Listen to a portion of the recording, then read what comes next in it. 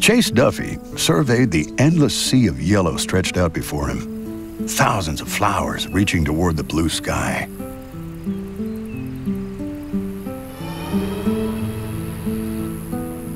There he is. I bet I could run that distance in, what, 13 minutes flat? Chase loved to run. Back in elementary, not only was Chase the fastest kid in his class, he was the fastest kid in the whole province of Alberta. Why, by the end of grade 6, Chase's friends were calling him Superman. But junior high would be different. He'd already sized up his new competition. If he wanted a place on the all-star team, he'd need to prove himself. He might not be as tall as Gordon Lightning Smith, or as smooth as the new spiky-haired kid. But Coach Taylor believed in him. Your legs might be short, but you know how to use them. Focus, Chase. Grandma gave you a mission.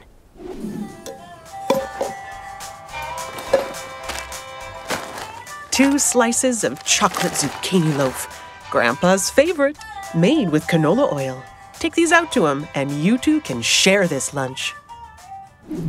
Remember, Chase, chocolate zucchini loaf when you hit the finish line. He could almost imagine the announcer now. Ready, set, go!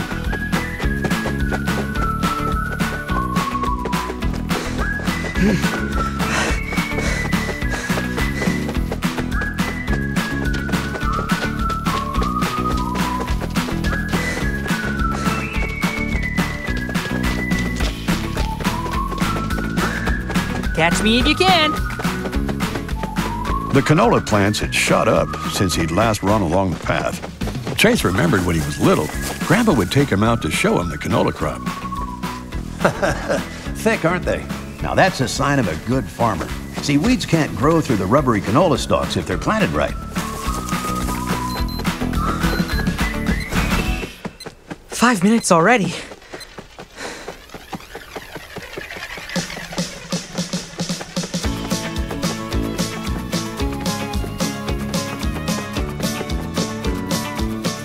In the distance, Chase could see Grandpa had spotted him and was cheering him on like he did at all his track meets.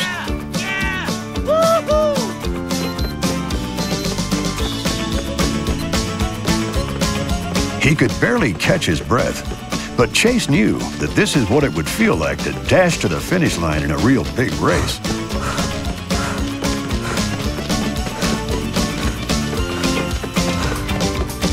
As he imagined himself crossing the finish line, Chase felt his world go black. As Chase opened his eyes, he realized he wasn't running anymore. He was holding on tightly to the back of a wooden seat behind a man driving an old tractor. This isn't Grandpa's new tractor. This is red and old like the antique toys in Grandma's attic. And that's not Grandpa. Who are you? Where are we? How did I get here?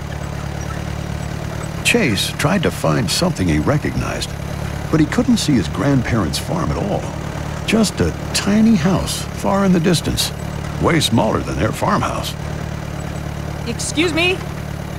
Sir? Well, hello, young man.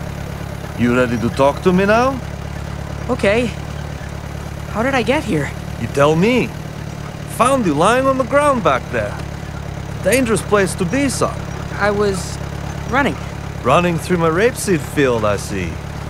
Chase had once mistaken his grandfather's canola crop for mustard plants, but he'd never heard it called rapeseed before. Rapeseed? Huh. Sure looks like canola. Why were you running through my field? I was taking lunch out to eat with my grandpa. Looks like you tuckered yourself out. So, are you a new neighbor? Oh, I don't know if I'd say that. The missus and I have been here since 1928. 1928? Chase quickly calculated the years. How could that be true? The man didn't look a day over 50. Do you know my family? The Duffys? I don't believe I do, son. Are they from around here? My name is Chase. Pleased to meet you, Chase. I'm Mr. Slovonuk, but you can call me Fred. I am from Poland. Oh, my wife Olga and I left our homeland in the 1920s and settled here. And where is here exactly? Shellbrook, Saskatchewan. What? Chase couldn't believe he could have run that far. From Lacombe, Alberta to Shellbrook, Saskatchewan? Even Superman couldn't run that fast. Fred, what year is this? You're a funny boy. 1943, of course. Or did you hit your head when you fell on the ground? No, I'm fine.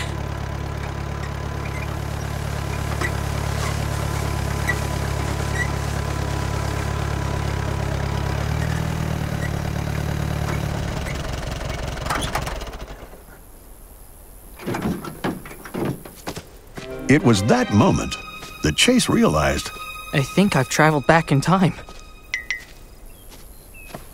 Did you have a farm in Poland?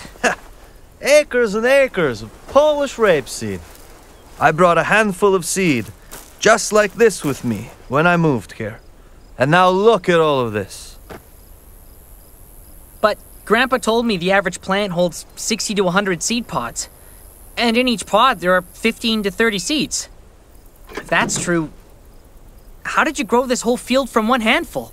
My wife planted the seeds we brought over from Poland in her garden. And by harvest that first year, our crop had doubled. 2 years ago, I planted an acre, yielded 700 pounds of seed. This year, I planted 5 acres, and I even had enough to sell some extra seed to friends and curious neighbors. Why do people plant it? What's so great about it? Why, you won't find better vegetable oil in the world. I even designed and built my own press to make it. Just you wait. My wife makes all sorts of delicious baking with it. all that talk of baking suddenly reminded Chase of the special treat his grandma had packed. Aha! Baking! Would you like some? My grandma made it.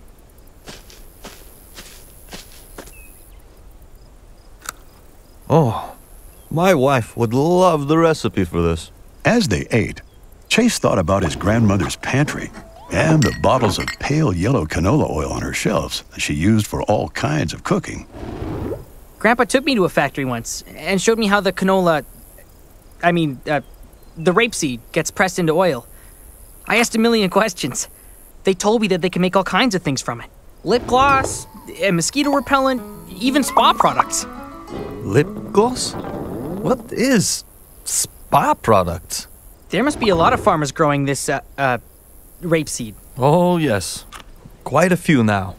As Mr. Slovonuk spoke, Chase remembered Grandpa boasting that Alberta grew approximately 27% of Canada's total canola crop, about 4.5 million acres. So, now, there's quite a few farmers growing it. Mostly friends. But not so long ago, I was the only one. Were you the first in Saskatchewan to grow it? First in Canada, as far as I can tell. Wow. Chase wanted to tell Mr. Slovonuk about the future of his small rapeseed crop, about how much they would grow, but he didn't think he would believe him. Mr. Slovonuk, I think one day lots of people are going to remember you.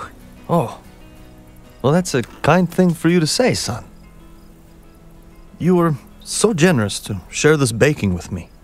Would you like to join my wife and I for supper? Oh, supper? Chase wanted to say yes, but he needed to get home before his grandparents started to worry. I appreciate the offer, sir, but I should go. Do you need a ride? No, I'm going to run. Goodbye, Mr. Slovonuk. Ha! Goodbye, Chase. As Chase got into position, he imagined the announcer calling the start one more time. Ready, set, go! Chase started running, faster than he'd ever dreamed. As he flew through the canola, gasping for air, the last sound he heard was his watch beeping.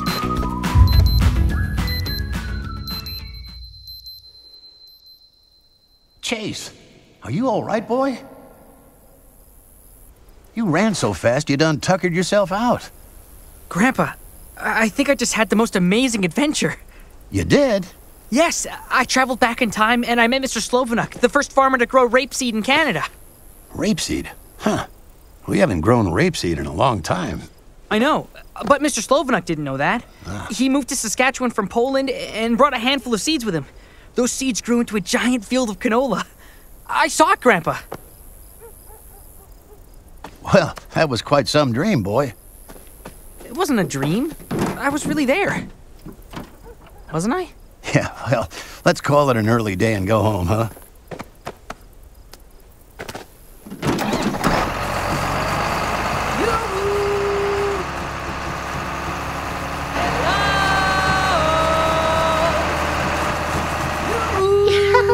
Come on, be the earth. Now, you gave me quite a scare. Mind you keep running like that and you'll make the Olympics for sure. But you need to fuel that body of yours. Now, didn't Grandma pack you some of her delicious baking, huh? Your lunch. You never got it. But, yeah, she packed 2 slices of your favorite chocolate zucchini loaf. And that's when Chase realized maybe it wasn't a dream. Maybe he did eat them with Mr. Slovonuk after all.